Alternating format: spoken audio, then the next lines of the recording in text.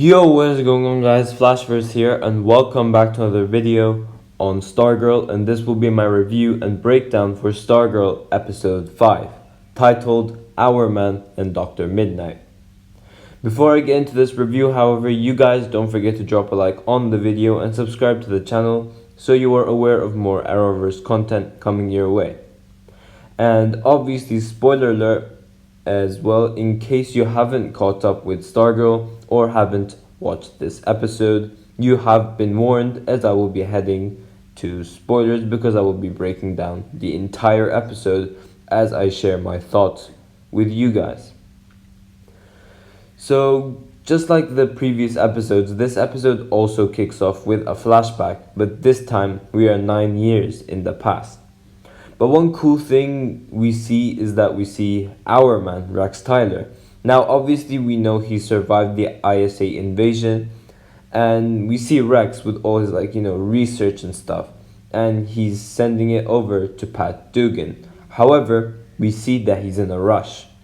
But Rex doesn't want to take his son, Rick, with him, obviously, because he would be in danger. But we see Rex give him a yellow Mustang toy, which was the car that Rex obviously owned. But when Rex and his wife say goodbye, Rick is now left with his uncle. Now, this would result to Rick's name being changed to Rick Harris as well, and this is a good thing as Rick would be in more safety than he previously was as a Tyler. But Rex and his wife notice that someone is after them, and obviously that someone is Salmon Grundy. Now, Grundy attacks the car, and this obviously results to Rick's family being crushed into a tree, and they both die. But we are then in present day, and we see Rick, and he's trying to fix his yellow Mustang. Now, you could tell that Rick wasn't raised pretty well by his uncle, since they literally hate each other. But we do then see Rick having to walk to school, but one really sad thing about this is the fact that he has to look at where his parents died almost every single day he walks, as it's literally on the way. But we then have Courtney, and they're in Halloween. Now, Courtney's mother wakes Courtney up since she isn't ready for school. Now, when Barbara notices the mess, she was going to take the clothes and put it in the closet. But obviously Courtney notices that the Stargirl suit is in the closet. So, Courtney had to take action as fast as possible so she doesn't get caught. But actually, we see Courtney take out the hourglass. She takes a look at it, and then she packs up all the other JSA stuff as she's obviously going to take it to school. But she forgets the Dr. Midnight goggles on the floor. We then have a talk between Pat and Courtney, and Pat does find out that William Zarek is actually part of the Injustice Society of America and is the wizard. So he says that Courtney may be right that these ISA members could be in Blue Valley. We then have Courtney telling Pat about the principal and how she could potentially be a member of the ISA since she played the violin in Brainwave's room. Now, her code name is actually the Fiddler, and obviously Pat isn't happy about the fact that Courtney was in Brainwave's hospital room. Now, at school we have Courtney and Yolanda, and they're trying to fit the big bag inside the locker and are trying to recruit more Justice Society of America members. But one thing we actually have is Beth eavesdropping on both of them, as she now knows that Yolanda is Wildcat and Courtney is Stargirl. Now, Beth does run into the janitor again. Now, I have a theory on who he could be, but it could be a bit far-fetched. Now, if you guys don't want to hear it, then skip 20 seconds of this video because it could count as a spoiler, I guess. But for those who don't care and want to know who this janitor is, then here we go. So I think this guy is actually Shining Knight from the comics, due to the fact that he has a Pegasus hat on himself, and he does also mention these creatures underwater or something, and that does also link to Shining Knight and his Pegasus as well. So Shining Knight is in fact a member, well, a former member of the Justice Society of America, and is a member of the Justice League as well. So yeah, it's a pretty cool Easter egg, I guess. I don't know for sure if the janitor is actually Shining Knight. As I said, it's just a theory. Now, we do see the gambler in a theater and he's watching a movie. Now, we have this guy giving Steven a file and it shows a satellite. Now, Steven obviously gives him his money, but also gives him a poisonous chocolate coin as a tip. Now, we do actually have Pat's car breaking down and he can't fix it. Now, Rick does end up helping Pat and they both have a talk. Now, Rick does mention that his dad had a yellow Mustang and that he died. But obviously, Pat is suspicious about the fact that Rick could potentially be Rex Tyler's son.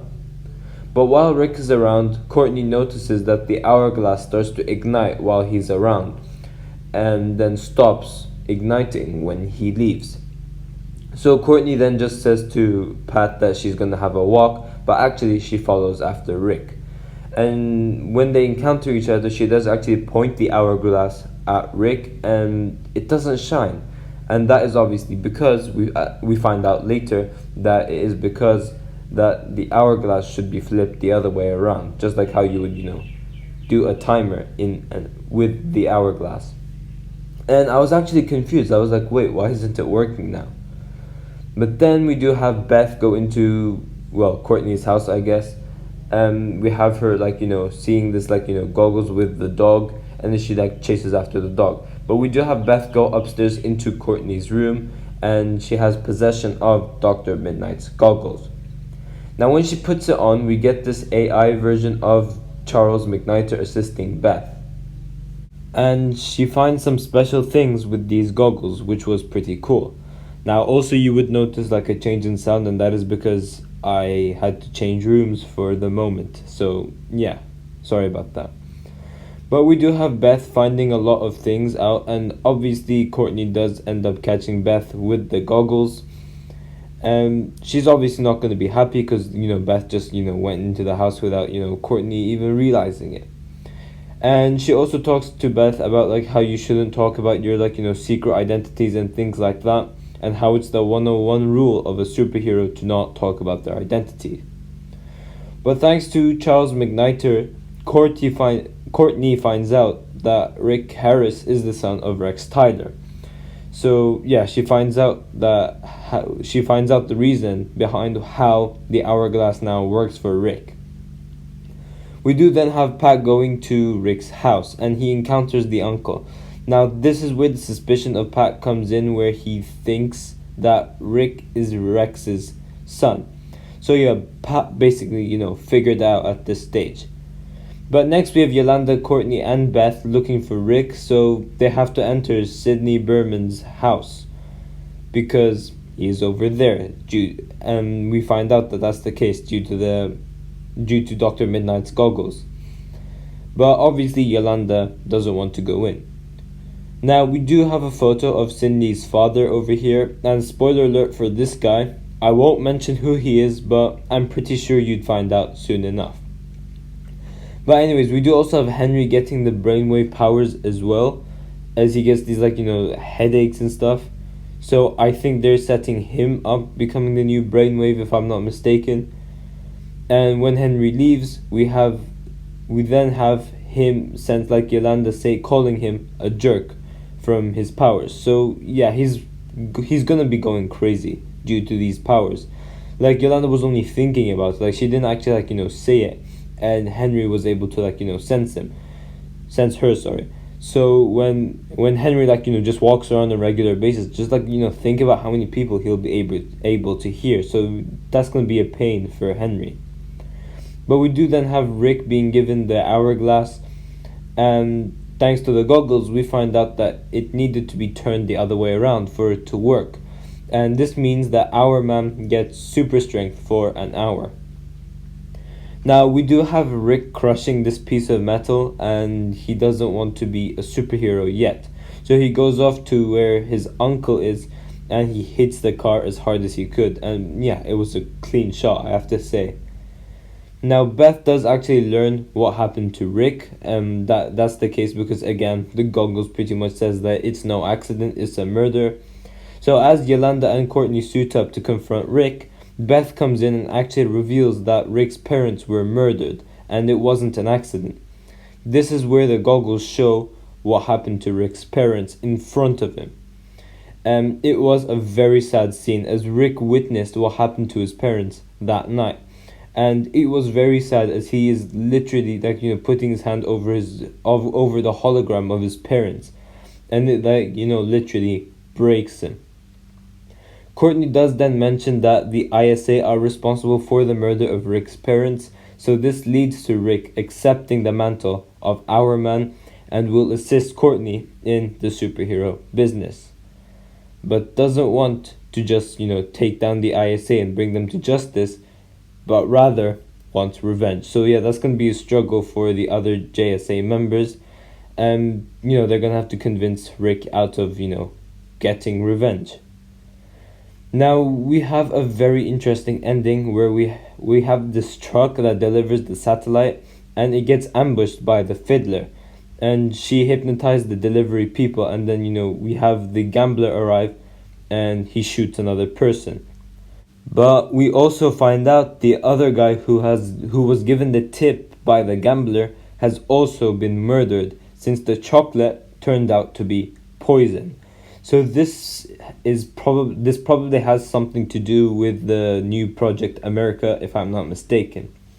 But we do then have Pat noticing that Rick's uncle's truck has been dented, and this is due to the fact that obviously Hourman punched it.